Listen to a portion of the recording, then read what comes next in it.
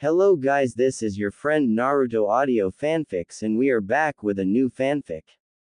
Which is the rise of the Uzumaki King, Naruto's Bloodline Awakens, Naruto What If Part 1. And if you enjoy this fanfic then please press the like button and subscribe to my channel for more fanfic like this. And now let's start the fanfic. Sunrise was displaying a breathtaking panorama across the ocean surface. This however went unnoticed by a lone figure sitting at the end of the pier. Damn it. As if things weren't bad enough for me already, why can't I, just for once, get a break? Yesterday had been pretty bad, even if you took into consideration that they had pretty much accomplished their mission. No one had died but Sasuke had been seriously injured by multiple Senbon needles that had hit his vital spots. Sakura, of course, flew off the handle and gave Naruto the worst tongue lashing ever. Seriously, only thing that kept the tongue lashing from becoming a real, and quite brutal, lashing was Sasuke, who in his incapacitated state diverted Sakura's attention from Naruto. It really sucks to be me. And to think that I probably saved the whole team out there. But do I get any thanks? Hell no. I get viciously scolded by Sakura-chan because I somehow obviously held back her precious Sasuke-kun and thus caused his injuries. Well, it wasn't all that bad. Kakashi-sensei had actually asked if he was alright and after giving him a once-over had commended him on a job well done. Tazuna and his family had showered Naruto with thanks, something the boy was certainly not used to, for saving Tsunami and Inari. After they had settled in for the night, things had gone from bad to worse, which was exactly why he was sitting on the end of the pier, watching sunrise with unseeing eyes. These very interesting musings were cut short however, by a hand that suddenly appeared on his shoulder eliciting a loud scream of, "Kaya!" from the startled youth. Naruto turned around in a rush while yelling, "Kakashi-sensei! Don't use your ninja stealth to sneak up on people." Kakashi's sweat dropped. Naruto, I wasn't trying to sneak up on you. I even called out your name a couple of times." Kakashi peered at the boy who was still trying to control his erratic heartbeat. His visible eye narrowed slightly when he noticed the troubled look on Naruto's usually cheery and carefree face. "Are you alright, Naruto? I mean, you've been out here for some time now and breakfast is ready." This statement caused a loud outburst of, "Nani? Breakfast already? But I just came here. I must have spaced out or something, there's no other explanation." Well, might as well tell him and face the music. Naruto scrunched his face in a thoughtful pose and tapped the side of his nose with his finger. "Anyo, Kakashi-sensei, I need to talk to you about yesterday and, well, you know who." His words caused an instant reaction on Kakashi, whose visible eye narrowed quite noticeably. He didn't give any other visible signs and only offered a nod of confirmation and told Naruto that they would speak after breakfast. The super bridge builder Tazuna, Tsunami and Inari were in a cheery mood. Overall however the mood in the breakfast table was gloomy at best.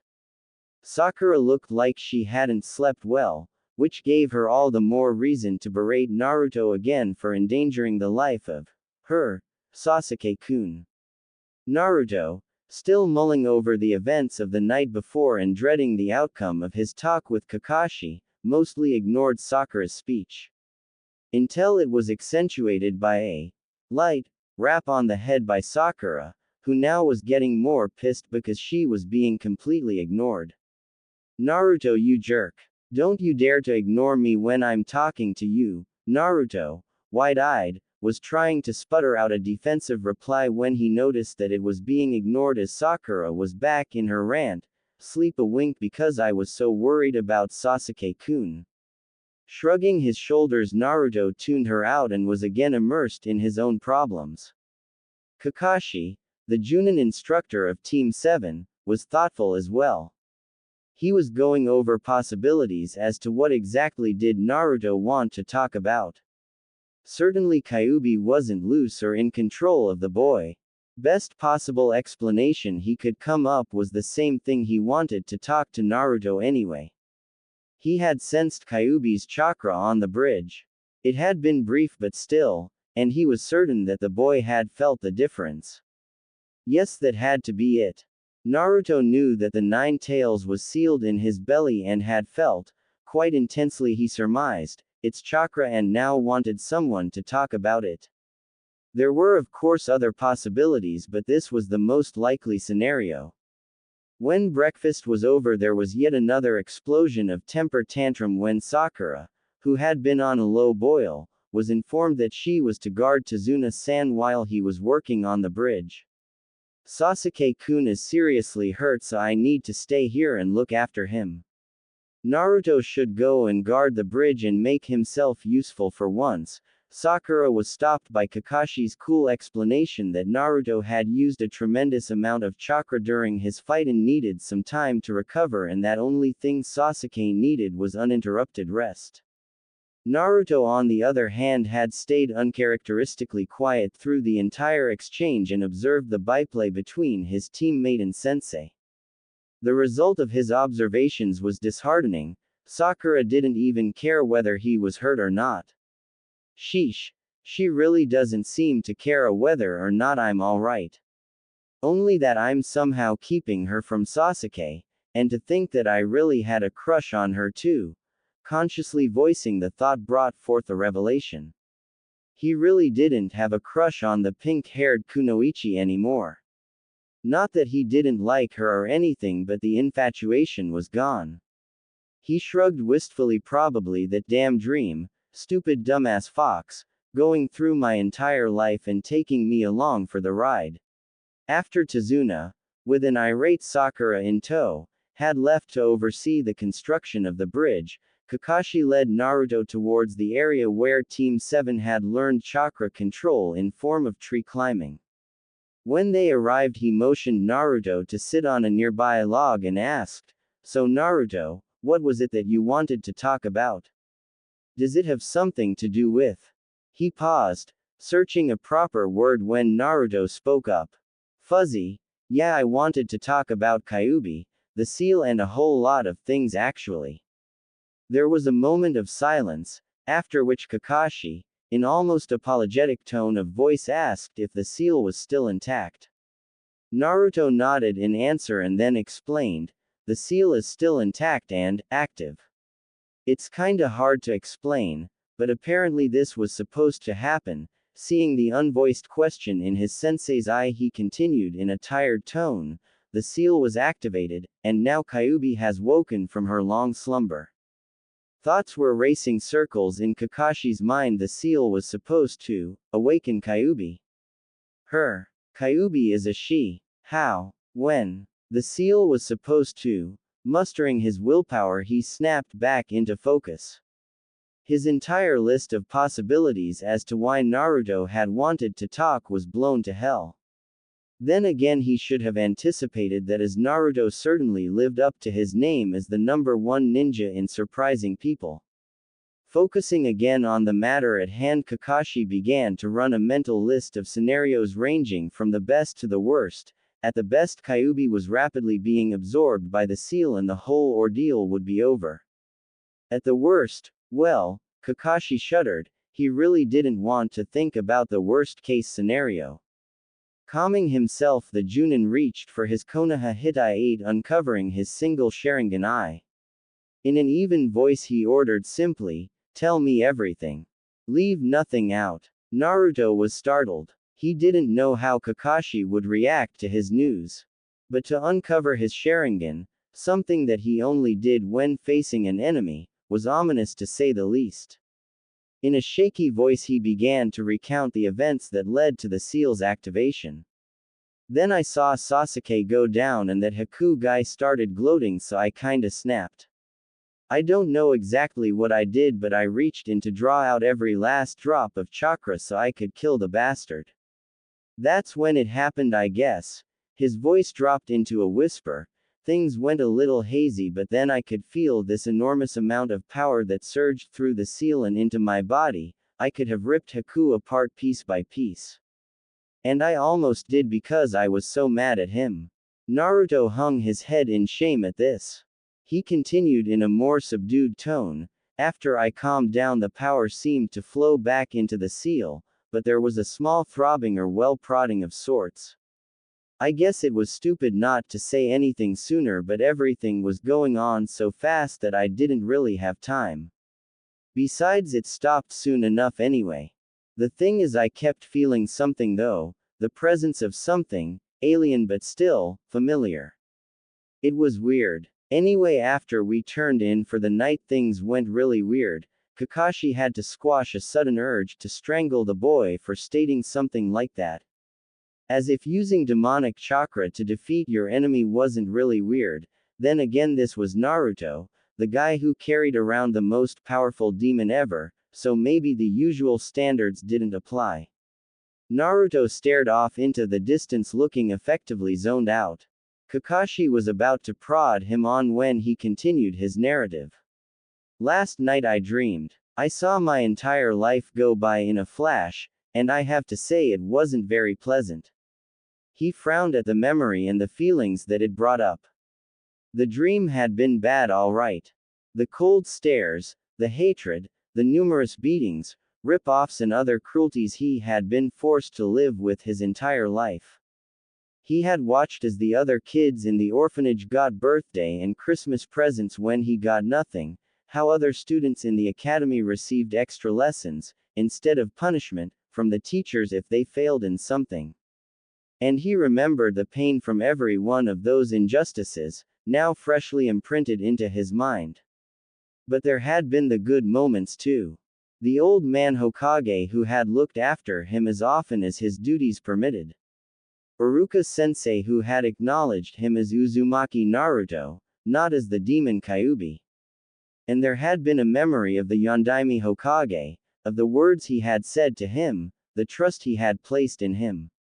Kakashi too began frowning as he listened to his pupil tell about his life. He had guessed that Naruto didn't have an easy childhood, but never had he expected the sheer amount of abuse the boy had been through. It was amazing that he was sane, much less civil. It also explained his lack of ninja skills.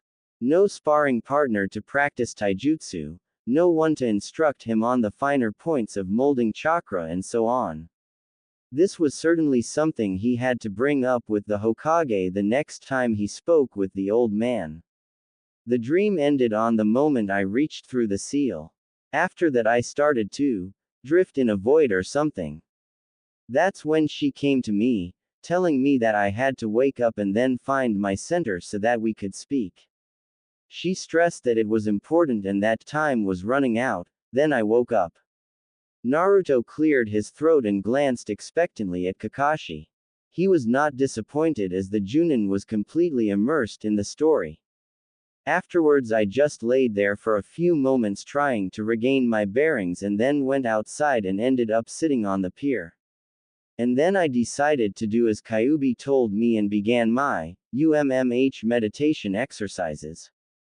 Flashback. Naruto was trying hard. He tried to remember what they had said about meditating in the academy.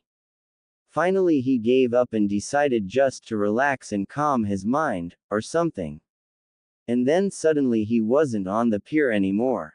Instead he was sitting cross-legged in a dark, dank hallway.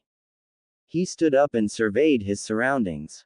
It was desolate to say the least. There was at least an inch of murky water on the floor, and more water was dripping from broken pipes on the ceiling.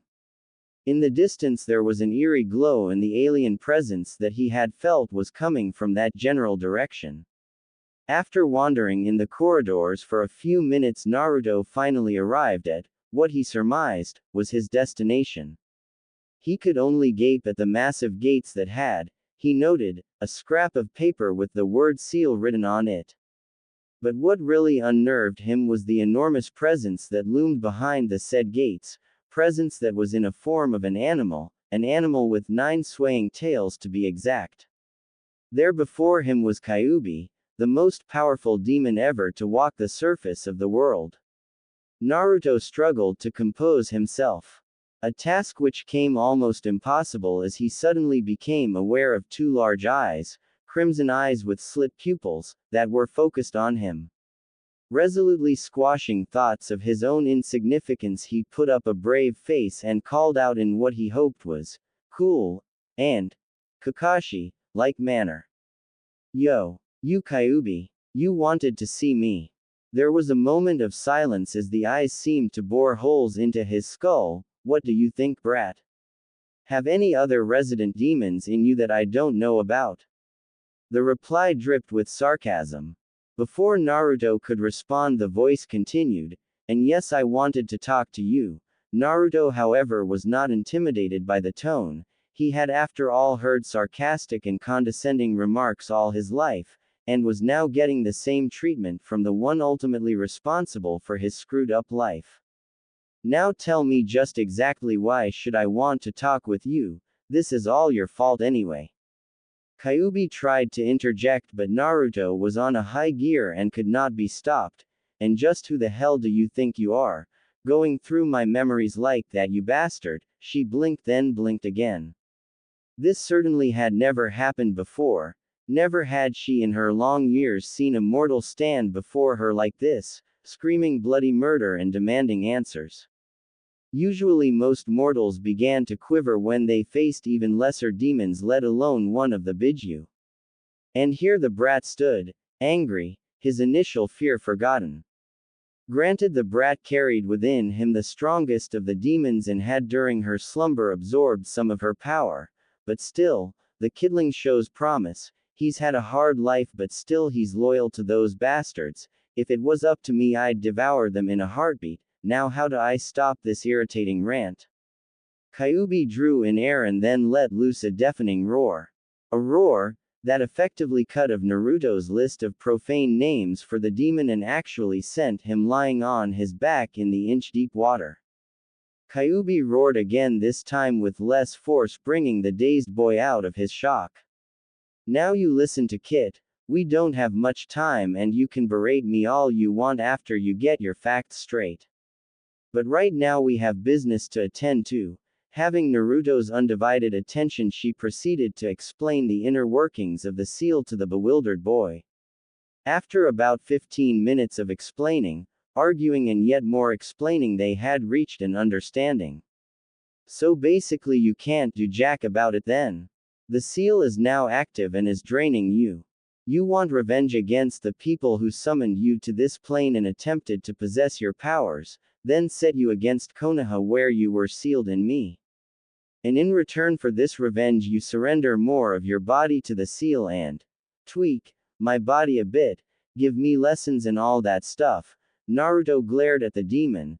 And you say that you could actually just do this tweaking anyway, so I really don't have a say in it, but you chose to warn me because you thought it was nice. Heartwarming concern coming from a demon.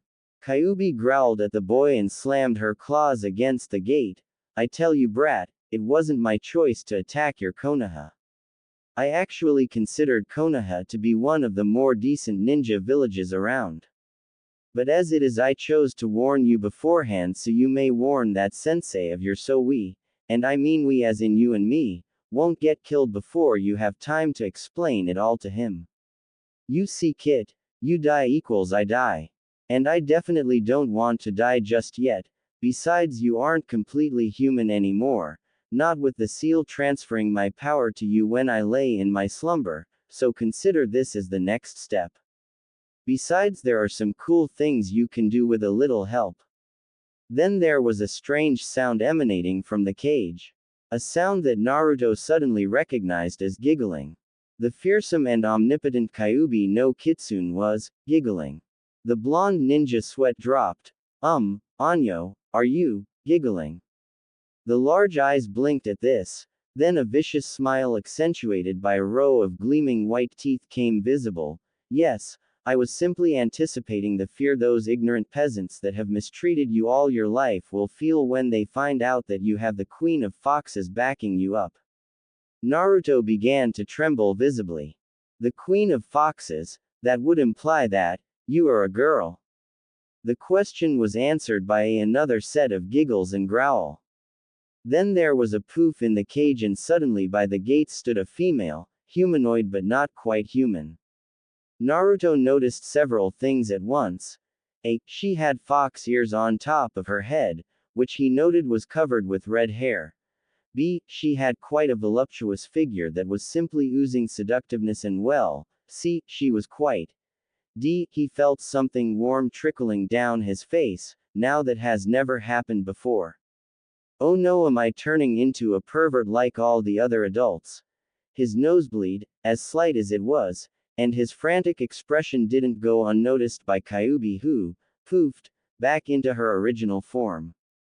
Once again baring her fangs she inquired in a seductive tone, that answer your question, And don't worry, even though you are quite amazing a specimen I wouldn't, even if it was possible, try to seduce you. It would be too much like masturbation. But now get out of here and go find that sensei of yours. At the dismissal Naruto suddenly found himself sitting at the pier and noticed to his amazement that it was dawn already. He began once more ponder about the events of the night and the problems of his life in general. Also he did on occasion wonder what that masturbation thing that Kyuubi had mentioned was. End flashback. Kakashi stared, he simply stared. Here he was listening to what could only be described as a product of an active imagination, with the exception that it wasn't. He shook his head to clear his thoughts. Now Naruto, what exactly is Kyuubi going to do to you? Naruto scratched the back of his head. Well, she said that she'd let the seal to take some of her essence and transfer it into me, specifically in the eyes, ears and nose. She also said that she'd put some of her power into me in general, increasing my physical abilities, something that I already have experience in. She also said that there might be some visible changes, especially in the eyes, which I understand should become slitted. Kakashi was about to ask if Naruto was really okay with this when he was cut short by the genin, who stated that if Kyuubi was right then there was nothing they could do about it, and that the adults in Konoha feared and hated him whether he had slitted eyes or not. Seeing as there was no way to argue against that logic, Kakashi relented. Moving on, he then grilled Naruto for details on the actual tweaking, and gave up soon after as Naruto really didn't understand the finer mechanics of the process, nor had Kyuubi bothered to explain them. As there was nothing really left to do, he asked his final question, so then, you ready for this? The silence stretched. Then Naruto slowly shook his head to indicate negative. In answer to raised eyebrow he said in a slow, almost fearful tone, Kakashi-sensei, there was something more in my dream that I didn't tell you about, something from the very beginning. I saw the Yondaime and he gave me something and said some things and I just need some sort of confirmation. I mean, you were his student, so you knew him, right? Naruto drew a breath and then reached into his shirt, pulling out a golden chain with a locket attached. Kakashi's reaction to the sight was immediate. He inhaled sharply then promptly fell to his butt. Blinking at the older mon's reaction, Naruto began to fear the worst. Maybe the locket was a mark of a traitor or something. Kakashi was, however, fixated on the locket dangling from Naruto's hand. He then quickly reached into his own shirt and produced a similar locket. That locket belonged to the Yondaime Hokage. I had thought it was destroyed along with his body. Where did you get it? The question was delivered with a dosage of menace that promised instant pain if the answer was wrong. Naruto gulped and proceeded to explain, I've always had this, it's the only thing that really is my own. In the dream I saw Yondaime looming over me, he slipped the locket on me and then said some things. Naruto hung his head, only to have a hand slip under his chin and raise his face upwards, face to face with now almost gentle-looking Kakashi. He gulped again and quoted, "Good luck, be brave, and remember that your mother and I love you, son, forgive me." It was some time before either could move. Kakashi because of the shock from such a bold statement, and Naruto because Kakashi was holding his head steady. Finally the older man broke from his reverie and grabbed Naruto's locket with one hand, his hand with the other. He needed to know, and there was only one way short of asking the Hokage, and if he had chosen to keep the boy a secret, there were implications for deeper reasons. Open it. Naruto shook his head. I tried, but the trigger seems to be broken, so it won't open. Almost growling with frustration, Kakashi all but screamed, channel chakra into your finger and try again. You, Naruto blinked, then proceeded to do as ordered. He could see the Junin tensing as he placed his finger on the locket, and then with an audible snap the locket popped open, after which the Junin promptly collapsed. When he had regained his senses, Kakashi offered his own locket for Naruto to open up. After they both held to their respective lockets in their hands, Kakashi spoke up. These lockets were made by Arashi-sensei, one for him and one for his wife. Only they or their offspring could open these lockets. You recognize, of course, your father, the Yondaime Hokage, Kazama Arashi. Naruto gave a court nod at this, focusing instead on the picture of a woman who had been his mother. He noticed that the woman was quite beautiful and had a silver hair that reminded him of someone, couldn't be Kadit. And the woman on the picture is Ayame, your mother, and my sister. He sat on the ground and buried his face into his hands, weeping. Naruto was again shocked, speechless, a common occurrence for the day. Hell, he could deal with seals, awakening demons, and even with finding that he was related to the Yondaime, but to be related to Kakashi-sensei. It took another 15 minutes before Kakashi regained himself. He slowly pulled down his mask, revealing unmarred face that strongly resembled Ayame, his sister and Naruto's mother. Naruto could only stare. His sensei, the feared copy ninja Kakashi, had a face of a poster boy. Really, he could see why the Junin chose to wear a mask. It would deter potential fangirl hordes, and no one would really take him seriously as a capable ninja if he looked like that. Naruto chortled and then suddenly was rolling on the ground laughing at the now bewildered Kakashi. Ah, Naruto, this is a serious matter. I mean, I'm sorry. I was told that you died with Ayame Nichan. I've been blind not to see how much you look like Arashi-sensei.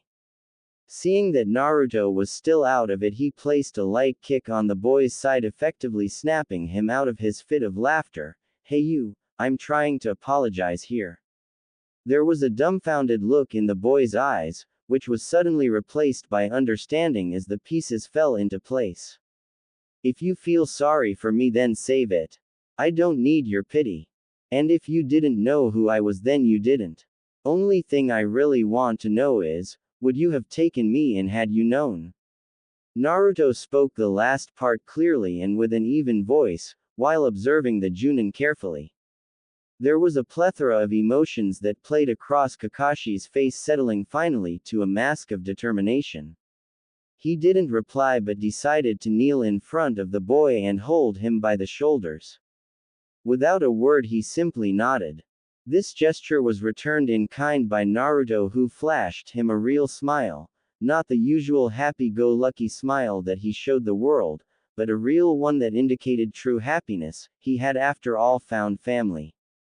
In the ninja world, especially during missions, moments of happiness were a rare commodity.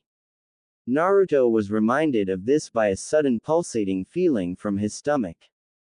He quickly composed himself and shook Kakashi from his reverie as well. Kakashi-sensei, I think it's starting soon. Kyuubi said that my eyes and ears might be a little sensitive after she's done with me, so she said that I should be placed into a dark and quiet place after I pass out from the exhaustion. I have a pair of sunglasses in my backpack, so if you could put them next to me or something when you leave me, it would be nice. Kakashi was going to inquire more about the passing out from exhaustion part, which Naruto had neglected to mention before, but all inquiries were cut short when Naruto suddenly cried in pain and keeled over. It was not a nice thing to watch. even for someone who had seen the horrors of a war between ninja villages, or the destruction wrought by Kyuubi. Naruto curled into a fetal position while whimpering in pain. Soon enough the whimpers turned into moans and then into blood-curdling screams that echoed through the forest. Finally, after what seemed like hours, Naruto went limp and passed into blissful unconsciousness. Shaking his head wistfully, Kakashi picked the unconscious boy on his arms and headed back towards their temporary home. Naruto was hovering on the edge of consciousness. He was becoming aware of the multitude of sounds and smells that assailed his ears and nose. As he was about to open his eyes, he remembered Kyuubi's warning about the sensitivity of his new eyes. Suddenly he snapped awake, keeping his eyes shut and almost yelping in amazement from the multitude of things he could sense. He could clearly hear Sasuke breathing a few meters away, smell his breath. Concentrating, he began to go through the sensations. He noticed that he could focus on sounds. He could hear Tsunami cooking downstairs, his own heartbeat and the heartbeat of Sasuke and, quite surprisingly, Inari, who was stationed outside the door, probably guarding the room where his hero was resting. The smells were no less interesting, though very much less appealing. He himself, and Sasuke, he was happy to note, reeked of sweat and dirt. The room, which to casual eye seemed clean, was actually anything but. There was also a mouth-watering aroma of cooking food that was wafting from downstairs. He could identify the smell of frying fish and cooking rice, but the other smells eluded him. Shrugging, he decided that he would probably spend the rest of his days cataloging new smells. Before he could even start to open his eyes, he suddenly heard, "Kyuubi, enjoying yourself, I see. Don't let the multitude of new smells overcome you. Most smells are fairly common and you'll learn to associate them soon enough. As for your eyes, I suggest you try to find those sunglasses. It might make the experience less painful." Naruto almost blew up at this and decided to scream back at his mind, "You son of a, you bitch, you said that it would hurt a little. I've never been in such a pain in my life. And you said I'd pass out from the exhaustion." He could almost feel Kyuubi shrugging. "Well, it hurt a little, at least I was in slight pain, then again you are weak. And before you ask, yes, we can now communicate directly. But as it is, please wear the sunglasses and then come see me." Naruto shot a parting curse inwards, but when he received no reply, he decided to do the demon's bidding. Feeling around, he found his sunglasses, which he promptly put on, and to his delight a glass of water. Feeling thirsty, he quaffed the water only to find out that among other things his sense of taste had been enhanced as well. Showing the fact aside, he tried to relax and soon enough found himself in a vastly different place. Cracking open one eye and feeling only slight discomfort, he soon opened his other eye, and almost popped both eyes from their sockets. The corridor, previously dark due to the broken light fixtures, was now bright as day. The amount of details he could make out, in what seemed bright environment, made him decide that wearing sunglasses had been a good idea. He started towards Kyuubi's den in brisk pace and soon enough arrived at his destination. He felt Kyuubi's eyes on himself the moment he entered the room. There was something in the gaze that made him uneasy. It was as if he was being evaluated. Following instructions from the demon, he turned around once, then again. Naruto began to grow frustrated and was about to yell when Kyuubi simply stated, "Oops, oops. What the hell does she mean? Oops." Now Naruto was really getting pissed and let it show by swishing his tails in agitation. Then it hit, "Tails, I have tails. You freaking bastard. What the hell did you do to me? I have one, no two tails." Kyuubi was amazed. Now she really had made a mistake by letting the seal absorb a bit too much of her essence. Not that it mattered to her, but the boy might not be able to adjust if the pace was too demanding. And he already had two tails, quite the individual indeed. She shifted her perception to observe the boy and there it was, most interesting. She decided to stop the boy who was in a full rant mode about villagers, lynch mobs and pitchforks. Control yourself, kidling, you really don't have tails. I did give you more than I intended, the seal you see. However, I seriously doubt you have tails in the real world. Not all the time anyway. If you haven't noticed, your hands sport a nice set of claws and you seem to have developed quite the fangs too. She simply had to stop to giggle a bit at the sight of Naruto comically poking his extended canines with his tongue. That and the befuddled look he had when he stared at his fingers. Getting over her mirth, she continued. Now your claws, fangs, eyes and tails are all surging with my chakra.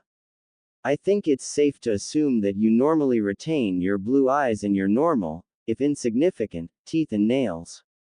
And you will have no tails. However, should you tap into my chakra, or channel your own chakra into those body parts, you would manifest them as you have now. As it is, I'm most curious about your eyes. You certainly should try channeling chakra into them when you have the chance. I would think it possible that you might exhibit some abilities normally associated with more advanced bloodline limits, which by the way are remnants of demonic heritage. Now get out of here and go get something to eat. Having smelled those foods after a 14-year beauty sleep has made me ravenous. At this, Naruto stuck out his tongue at the demon. Ha ha ha, the joke's on you then. I can eat but you can't, right? The last part was added in a more hesitant tone caused by a widening, and quite toothy, grin. Kit, I can now touch the world just like you can. Maybe I can't do anything aside from watching, but still, I see, smell and hear what you do and I taste what you taste. You eat and I get nourished and so forth, the seal works both ways, you know. On that note, while I think ramen is tasty and everything, you really should expand your menu. It's not healthy. If it wasn't for me, you'd be suffering from various ailments due malnutrition. And again, before you ask, yes, you can keep on eating ramen only, but it will seriously affect your physique, like say your growth. So if you want to stay midget. Naruto was quick to screw his eyes shut when he was forcibly ejected from his own mind and back into the world of the living. Hastily he grabbed his own backside and let out a silent prayer when he found no trace of tails sticking out of his behind. Feeling his fingers, he also deducted that his nails had reverted back to normal as per Kyuubi's prediction. Now all he had left was to do the hard part. Ever so slowly he cracked open his eyes, flinching at the dazzling brightness despite his sunglasses. Slowly letting his eyes adjust, he opened them more, until finally he was able to look about without feeling a stabbing pain. Damn, she was right about the sensitivity. I wonder how I look though, and what was that about developing traits similar to bloodline limits? It would be cool to have something like the Sharingan eyes, it would the very least piss of Sasuke Tem. Standing up, he decided to go downstairs to the bathroom to find a mirror. Opening the door caused a new set of problems, however.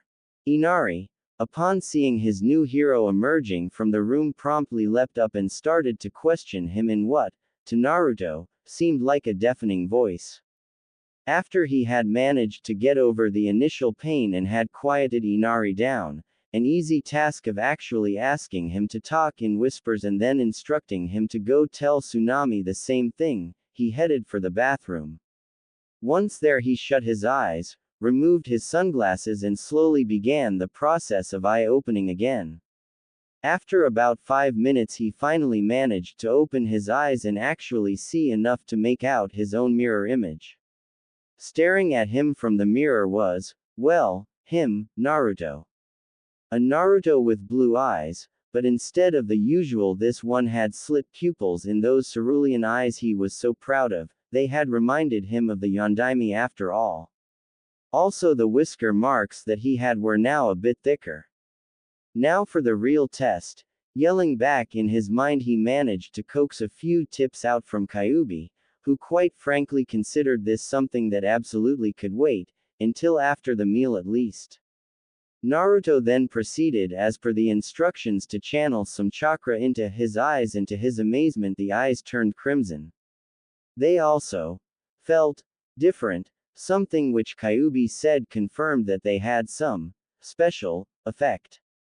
She also suggested that Naruto should keep his eyes activated during training and in any unusual situation until such a time when he found out exactly what their speciality was. Feeling pleased with himself, Naruto donned his sunglasses and headed downstairs, only to find everyone else, with the exception of Sasuke, there.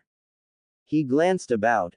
Everyone was staring at him, Kazama Naruto, son of the Yondaime.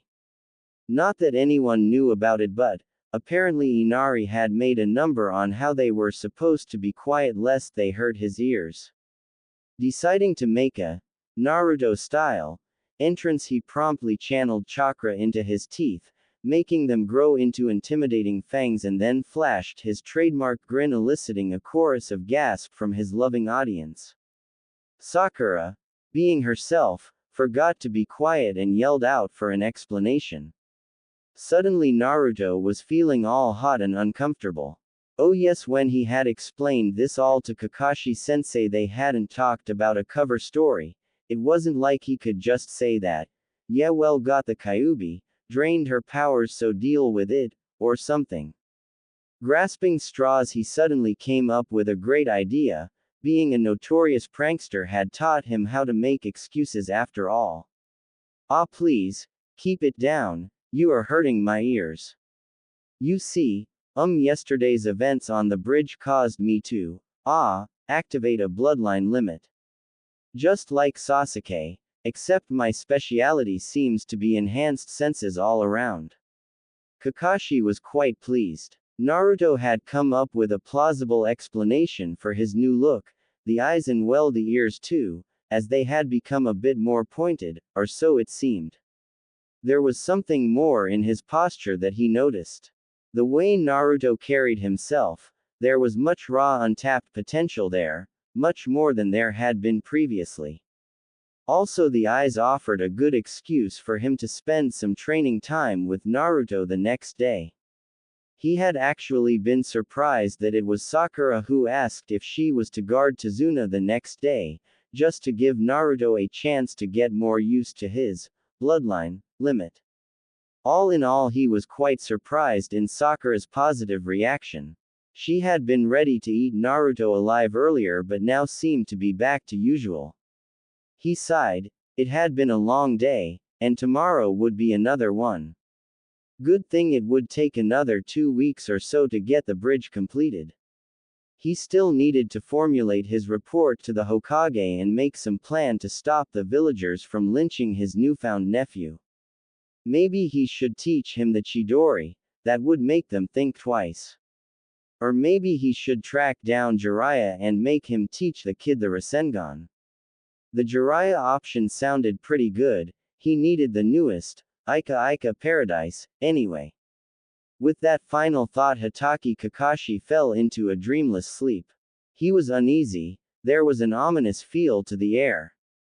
Swishing his 9 tails in agitation, the mighty Kitsune decided to go for a walk. Then there was sudden feel of vertigo when a vortex of violent energy was formed, sucking the demon towards its gaping maw. He tried to fight, bringing forth all the power he had gathered during the long years of his life, but to no avail. When the vortex finally died down, the great beast noticed that he was no longer on his native plane. Instead, the place felt as if it was part of the human world. Growling in frustration, the demon took notice of a considerably strong sealing circle, a circle that would contain one such as him for a few moments. Most curious, to summon me here against my will, and try to trap me with such trifles. What are these humans hoping to accomplish?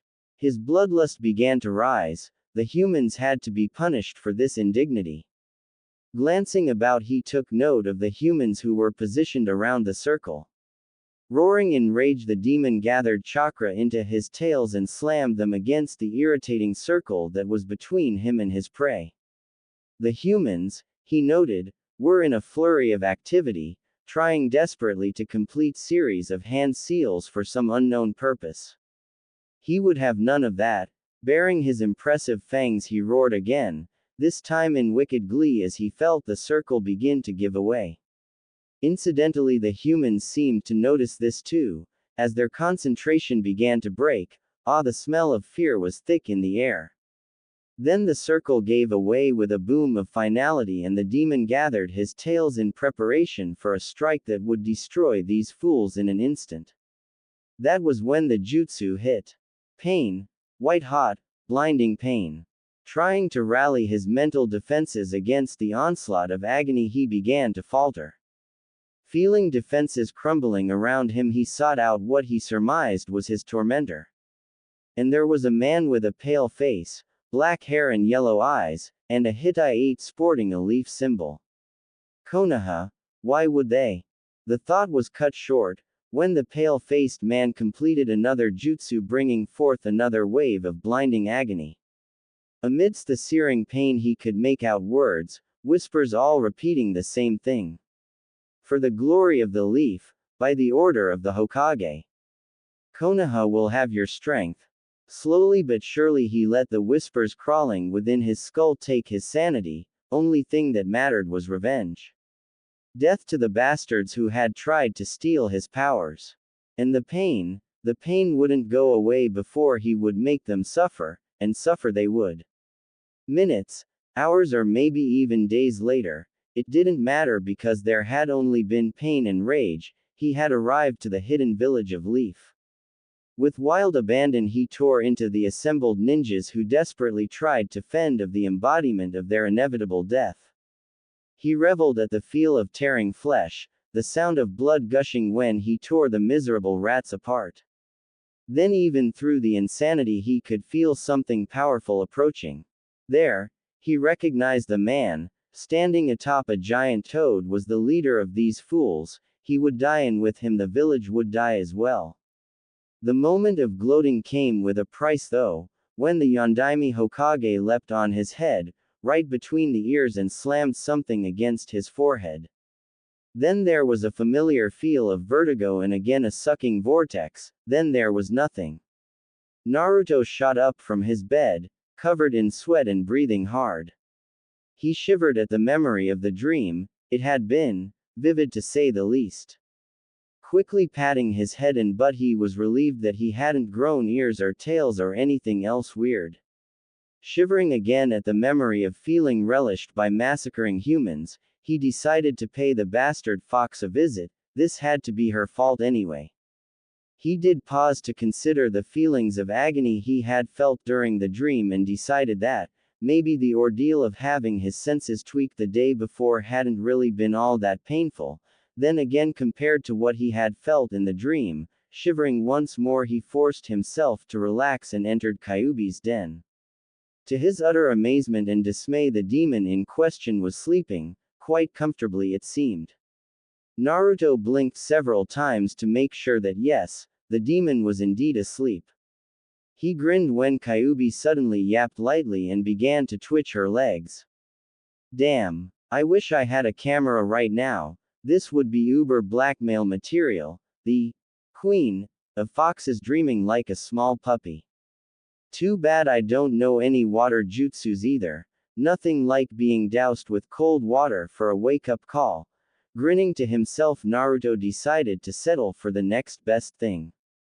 Composing his face into best Iruka likeness, he drew a deep breath and let loose a bellow of Hora.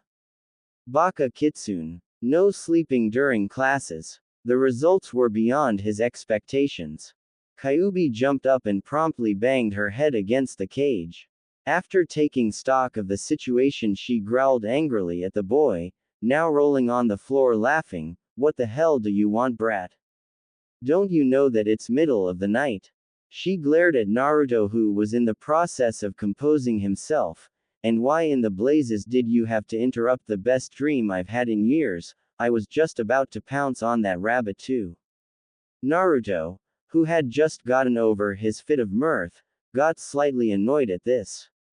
You dream about rabbits, huh? Well, for your information, I just had a very, very nasty dream, and I was you in that dream. Basically, I got sucked into somewhere, then subjected to a whole lot of pain and then massacred better part of Konoha's ninja forces. So, I was wondering if you could tell me why the hell do I would see something like that. The last part came out as something between a demand, request and accusation and was accentuated by agitated swishing of the two bushy tails that he sported while in Kyuubi's realm. The said demon was quite thoughtful. So the kid had the same dream. Curious as to how he would see it, I wonder. Sniffing slightly, she took in the smells that were wafting from Naruto. There was strong smell of sweat mingled with agitation and quite surprisingly only a minute scent of fear. She giggled to herself, quite the kid indeed. That was how I remember it happening, I had the same dream. But tell me, did you have any other, fox-like, dreams? When Naruto indicated negative, she pondered for a moment before explaining. I told you that it wasn't my conscious choice to attack Konoha. It's possible that I, on a subconscious level, wanted you to see what really happened. You see, Kit, I need to gain your trust, and subconsciousness is something that even great demons such as I can't quite control. If it's any consolation, I promise that I will do my best to keep any other such unpleasant dreams from you. There really wasn't much Naruto could say to that. The explanation had been plausible and Kyuubi did sound sincere and even apologetic, if such a term could be applied to her. He was here anyway, so why not seize the moment? Making himself comfortable, he glanced at the demon and began to inquire about what was going to learn today. So, Kyuubi-chan, what wi? He got now further before being knocked on his back by a furious roar from the newly named Kyuubi-chan. You will not call me that. I absolutely detest that name. If you wish to call me with an endearing name, then call me Q-chan. The last part was squealed in overtly cute and girly voice. Naruto naturally fell flat to his face and lay in a twitching heap. When he finally got up, he kept his distance and shot wide-eyed glances towards the cage. Oh, come on now, Kit. You seriously think I care what you call me? If you think me as Kyuubi-chan, then you do. And judging by the eager expression you had on your face, you were about to ask me what you should be learning today. She snickered at the boy's startled face. So easy to read this one. He really should get some lessons in keeping a game face, or get a mask like his uncle. You have set of new senses, claws which will serve as efficient weapons if you learn to use them, and a pair of tails which can be used for similar purposes. Logically, one would start with them. Also, I would do some more chakra control exercises, as most kitsune abilities require quite precise control, and that control will greatly help you in learning new jutsus as well. Naruto opened his eyes to find himself back on his futon. Judging by the sound of breathing, Sasuke was still asleep, but Kakashi seemed to be awake, so he muttered a low greeting. Smelling food, he decided to get up and go see if Tsunami required any help in the kitchen. Kyuubi had been implying that he might stay short if he didn't start eating stuff besides ramen, and since he didn't know how to cook, after Naruto snuck out from the room and towards the stairs, Hatake Kakashi sat up. He had been awake for the past 2 hours, woken suddenly by Naruto, who bolted upright, then slumped back onto his futon, and then, just as suddenly, dressed and simply walked out. He really needed to find out what had happened, but that could wait until they could speak in private. Shrugging, he too got dressed and proceeded to shake Sasuke to see if he was feeling well enough to come downstairs for breakfast. Half an hour later, everyone had gathered downstairs to eat. Sasuke's attendants had brightened up the table, even if Sasuke himself was in a surly mood. He had immediately noticed Naruto's eyes and felt, quite frankly, annoyed. How dare the dope activate a bloodline limit, specifically something that looked like a dujutsu? It would be insufferable to have someone compare him, the Rookie of the Year, to the dead last of the Academy. It got worse, however, when Sakura, seeing his weakened state, took it upon herself to feed him, causing him irritation to no end. And then, she began to babble about Naruto's new abilities, making sure that she stated, multiple times no less, that the vaunted Sharingan would definitely be stronger and that he was stronger. Naturally, this didn't sit well with Inari, to whom world now revolved around Naruto.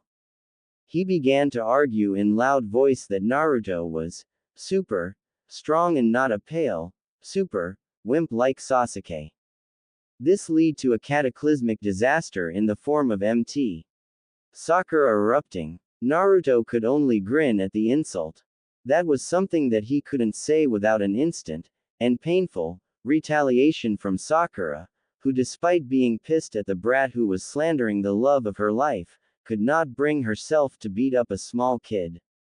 Finishing his breakfast, he decided that it was time to leave, so he excused himself and raced out the door while donning his sunglasses. Back at the table, Kakashi was watching the argument between Sakura and Inari with interest. He also noted that Sasuke was trying to get his attention while he, feigning ignorance, concentrated on the bickering, obviously wanted to know more about Naruto's bloodline, but simply could not bring himself to ask about it. Seriously, Kakashi thought, if he wants to know, then he should ask about it. He needs to open up more anyway, and making him talk would be a step towards the right direction. Finally, growing tired of not getting noticed, Sasuke all but growled at his sensei. Now, what is this all new bloodline limit the dope suddenly developed? What does it do exactly? Kakashi's eyelid drooped lazily until it covered about half of his visible eye, and he let out a contemplative, well, it does, we really don't know. Smirking behind his mask, he watched the Uchiha heir's countenance darken with barely held anger. Before the boy could speak up, Kakashi continued. You saw some of the visible changes that have taken place. What basically happened is that when the bloodline limit kicked in, Naruto developed enhanced senses. Eyes, ears, nose and the like.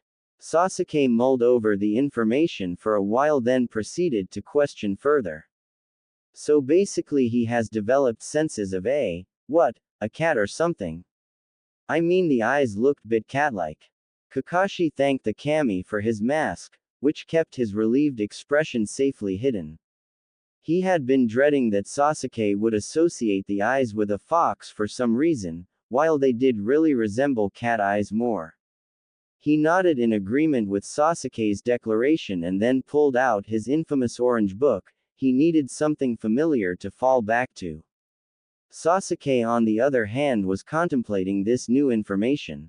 So the dope had actually gotten a better nose. Big deal, PPPFT, I'll still kick the dope from here to Konoha.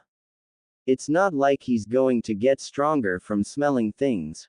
With this final though, which brought out a self-satisfied smirk, Sasuke decided that he still needed to rest a few days. Several hours later, Kakashi came to the clearing where Naruto was practicing. He noted several things at once. There was a broken tree that looked as if it had been hit extremely hard, and that there was another tree with a Naruto-shaped dent in it a good 20 yards away from the first tree. More interesting were the facts that Naruto was sporting quite menacing claws and bit disquieting, crimson eyes. Also, there was an eerie shimmering or distortion that moved in the air behind the boy.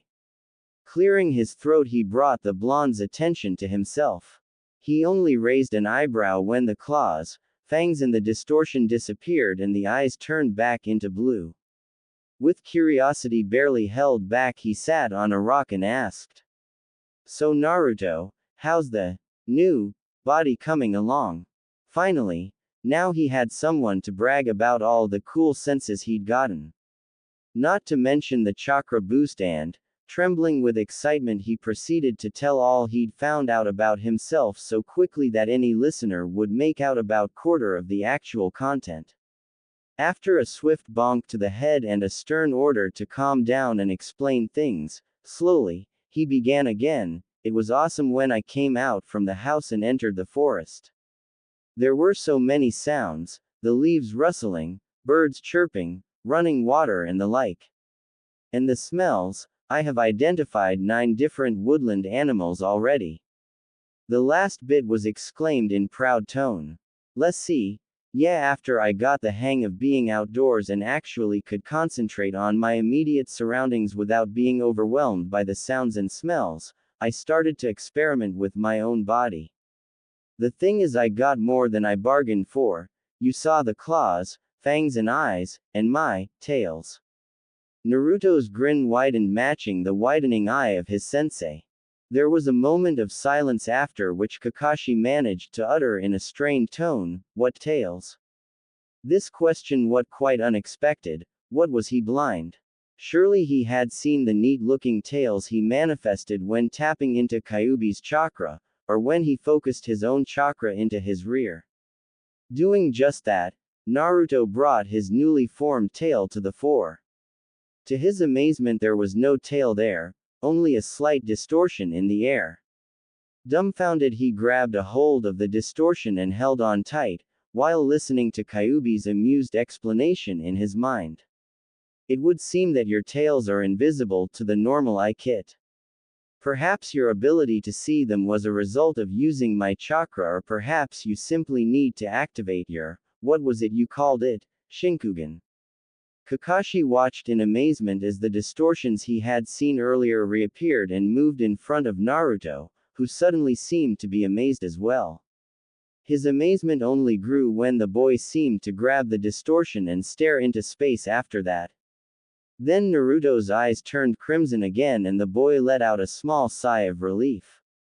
And relieved he was. Naruto could again see his cool-looking, flaming red bushy tails with white tips. Swishing the tails around with a feel of contentment, and pointedly ignoring Kyuubi's giggles for fox-like behavior, he turned to look at Kakashi with a wide grin. Stroking one of his tails, and lashing the other out to encircle Kakashi's hand, he declared, "These tails." It took about an hour to explain it all, how tapping to Kyuubi's chakra would manifest tails, claws and fangs, and turn his eyes crimson, and how he could channel his own chakra to create a similar effect. Kakashi was sufficiently shocked when he learned that Naruto had, in addition to his enhanced eyesight, gained something extra. Frowning, he began to mentally list possible ways to test and bring out the full extent of his nephew's new ability. Leaning backwards, he glanced at the sky overhead. You can see your tails when you activate your ability, tails which are made at least partially of chakra, that would indicate an ability akin to the Byakugan of the Hyuga clan. Then again, you can't seem to be able to see actual flow of chakra. Most curious. We should test if your eyes help you see through genjutsu or if they help you memorize jutsus. Nodding to himself, he continued to rattle of possible abilities, ignorant to the fact that Naruto was getting bored, as he had already heard pretty much the same from Kyuubi. Deciding to interrupt his sensei, Naruto pointedly cleared his throat. Feeling a questioning eye on himself, he began. Then there is the fact that I'm slightly stronger and faster than before, nothing major, but still there's a difference. On a related note, my chakra reserves have increased noticeably. At this he blushed a bit and pointed at the damaged trees.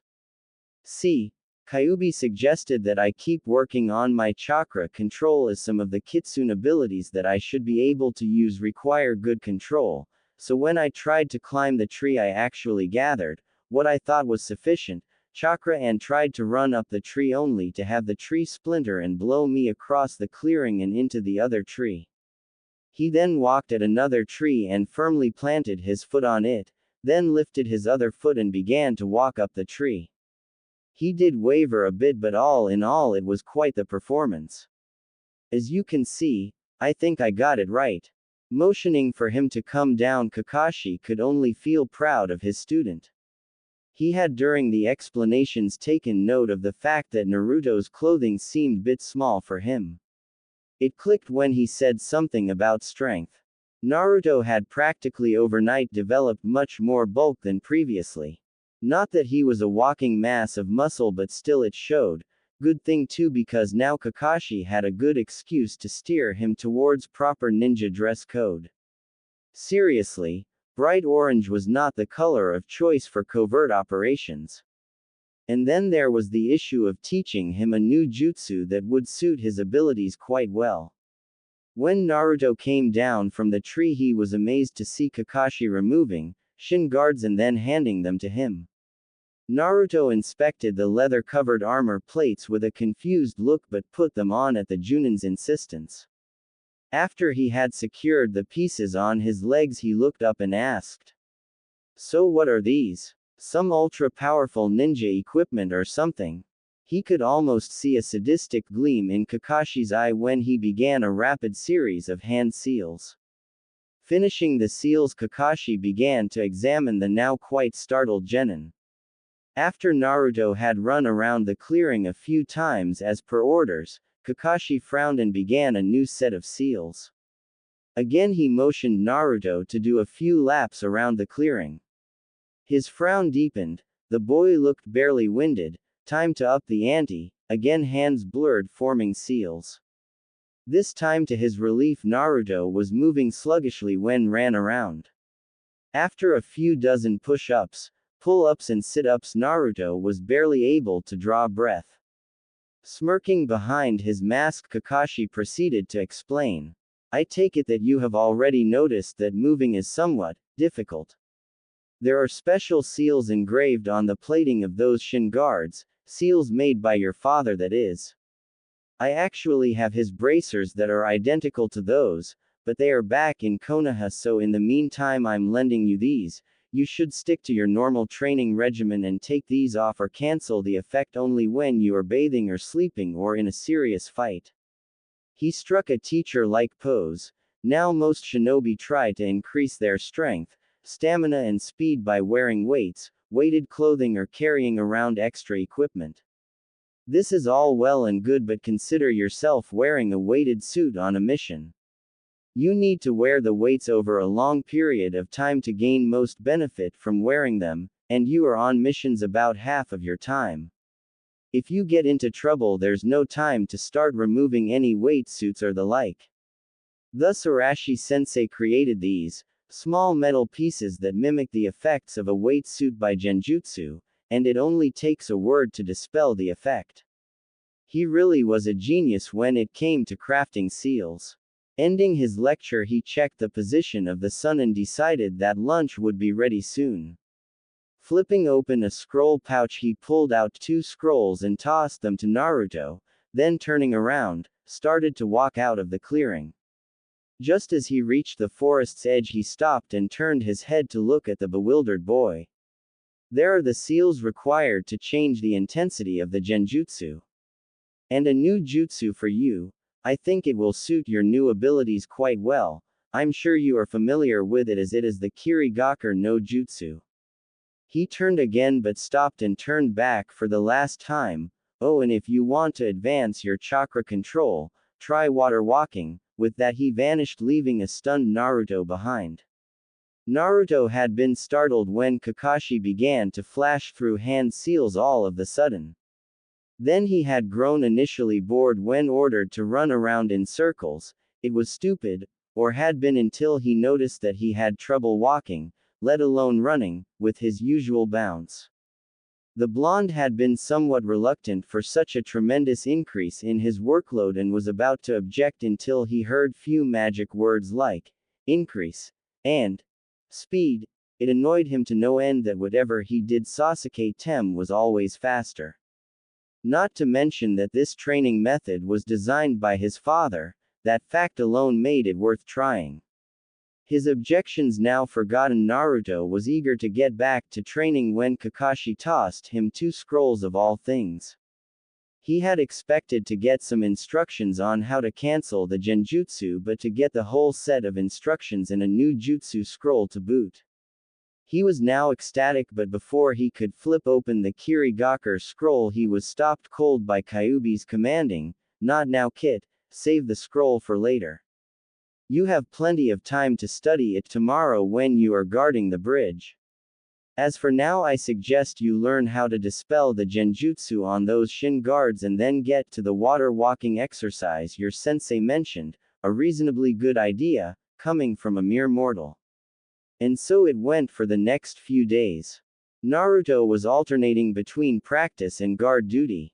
The practice consisting walking on water and climbing trees while trying to focus on different scents or sounds at the same time, something which he was getting better at. He actually was able to take note of subtle differences in the background noises and scents while still focusing on the task at hand. It was what Kyuubi called awareness of the surrounding environment, which was natural to all foxes.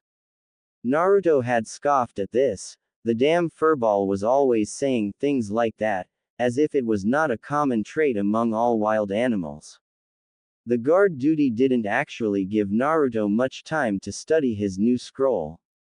Not that there were any threats or anything, but simply because there were so damn many workers, as nearly every able-bodied man and boy had volunteered to help in finishing the bridge. As such, Tazuna had been forced into mainly overseeing the work instead of doing actual work. Not that he minded really, he was after all an old man. Naruto, being himself, wasn't really all that interested in Tazuna's explanations on allocating manpower and finer points of logistics until the old man began to point out similarities between the bridge building effort and Konoha, and how a Hokage should know about allocating right resources for the right job. This naturally piqued Naruto's interest. He was going to be Hokage someday, so maybe it would be good to learn some tricks of the trade from a small-scale replica. After the 5th day, Sasuke finally declared that he was feeling well enough to take part of the mission again. He really didn't want to waste time guarding some stupid bridge, but had been pointedly told that no guarding would mean no training. So he had decided that it was prudent to start guarding so he could get back to training. Naruto might have a tiny bit closer to his level while he had been lazing about. When sun rose the next day, Naruto had already gobbled down his breakfast and was sitting cross-legged near a stream. His face was a mask of intense concentration, with an elongated canine poking from his mouth indicating that he was channeling Kyuubi's chakra. This went on for an hour or so until suddenly a small ball of bluish flame sprang from his palm, and winked out from existence the next second. Naruto blinked at his palm, then released Kyuubi's chakra and wiped his sweaty forehead. Even if his chakra control had improved in bounds and leaps during the last few days, and he was using Kyuubi's chakra which was innately more kitsune-like than his own, this was going to be harder than anything he had done before. He stood up and splashed his face in the stream.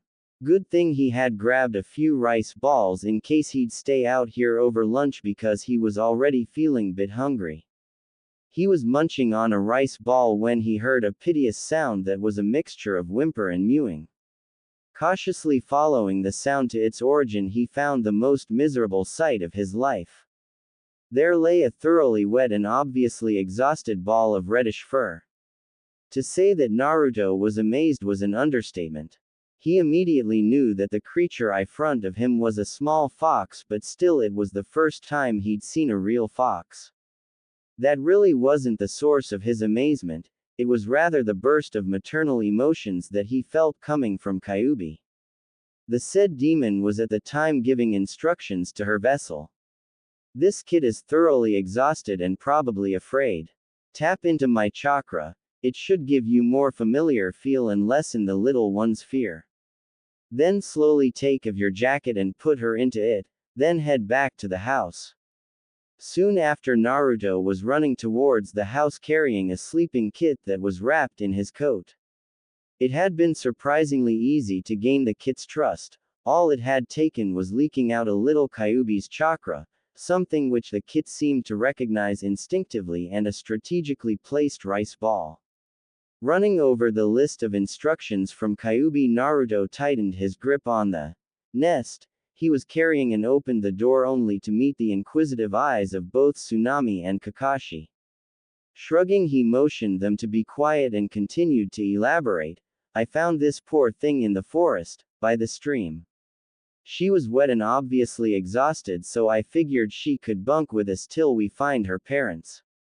Needless to say, neither Kakashi, who was well aware of what was sealed in Naruto, nor Tsunami, who was instantly taken by the sheer cuteness of the small animal, objected. Tsunami went a step further and offered to get the poor little thing a plate of milk and some minced meat. As both items were on the approved foods list, Naruto readily agreed. Taking the milk and meat and collecting his new pet, Naruto made his way to the room where he set his jacket on the farthest corner.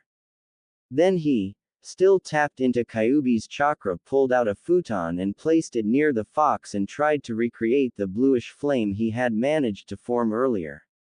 Sometime after lunch, which was delivered to him by a curious Tsunami, the kitsune cub woke up. She poked her head from the pile of orange jumpsuit and looked about. There was the weird, two-legged fox that shed its fur and had an odd feel about him. She decided that a small yap would bring about some attention. When he heard the yap, Naruto let his concentration slip. He had managed to recreate the flame several times and had managed to hold it together for almost 2 seconds this time. Focusing on the kid, he then realized that he had no means of communicating with the fox and decided to ask for help. A question of, "Hey Foxy, you wouldn't happen to have a trick that would make me understand Fox now, would you? Or better yet, a trick that would make her talk human?" was promptly answered. "Yes, and yes. Pick her on your lap and come to see me. Baka Kitsune, I can't bring stuff over, can I?" There was a growl in his mind. If you couldn't, then why the hell were you wearing that thing you call a nightcap when you were here after the nightmare? Just try it. Shrugging, Naruto slowly reached at the kid, who seemed to tense but allowed itself to be taken into his lap. Then, going through the now familiar process of relaxing his mind, he, and to his surprise the small kid, were in Kyuubi's den. The small kid looked about in stunned silence, then let out a yelp which translated itself as, "Wow, where are we?"